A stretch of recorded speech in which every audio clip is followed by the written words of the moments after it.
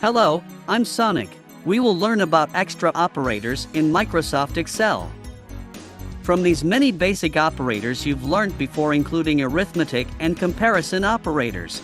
Now, we go ahead with the rest of the other operators, including colon, comma, space, pound, at the rate, and ampersand.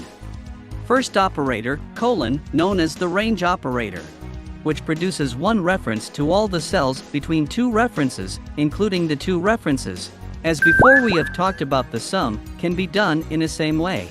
Second operator, comma, known as the union operator, which combines multiple references into one reference. What you can write is sum with cell reference using a comma, taking at least two values. With the use of colon, we can take at least three values. Third operator, space, known as the intersection operator, which produces a reference to cells common to the two references. To use the appropriate command, we use count for the space operator, otherwise, null will be displayed if we made a mistake in the counting. Take at least three values, and try to intersect the number, giving at least one, say count, cell A1 to B1, space, A1 to A2, as an example. Fourth operator, pound, used to detect some errors in three ways, such as part of an error name, for example, pound value, not to be confused with hashtags, it means you've entered the wrong value. Secondly, used to indicate insufficient space value.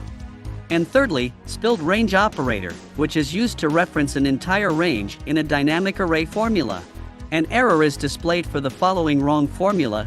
To proceed, click on the OK button or click on Help button to learn more.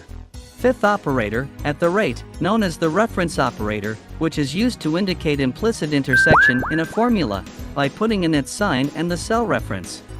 And sixth operator, ampersand, one is called a concatenation operator, which produces one continuous text value. For example, A1B1 is displayed when you put the ampersand sign between two cell references.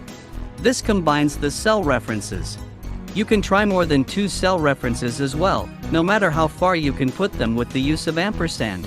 So, we have learned all the operators, plus the extra operators in this video. Like, comment, and subscribe now.